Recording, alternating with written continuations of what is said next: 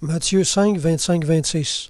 Accorde-toi promptement avec ton adversaire pendant que tu es en chemin avec lui, de peur qu'il ne te livre au juge, que le juge ne te livre à l'officier de justice et que tu ne sois mis en prison.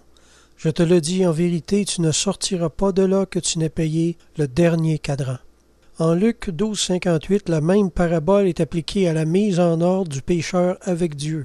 Tandis qu'ici, en Matthieu, ce texte se retrouve dans le contexte des relations d'un homme avec son frère. L'Écriture est claire, nous nous devons de nous aimer et de nous pardonner les uns les autres. Celui qui offense son frère se charge d'un péché qui demande réparation.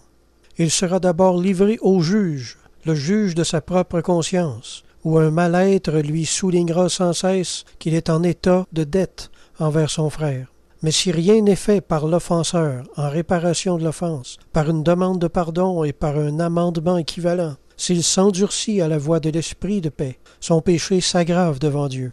Un châtiment lui sera préparé, destiné à le ramener dans la voie de la paix et de l'amour fraternel. Au moment choisi par Dieu, ce frère sera livré à l'officier de justice, c'est-à-dire livré à une situation très pénible qu'il ne pourra renverser, ou une circonstance très adverse dont il ne pourra s'échapper. Il sera sans secours et sans recours. La détresse sera le paiement de son offense non réparée. Rappelons-nous que celui qui brise la paix de l'Église, Dieu brisera la sienne. Il n'y a pas d'acception de personne. Le corps du Christ est un.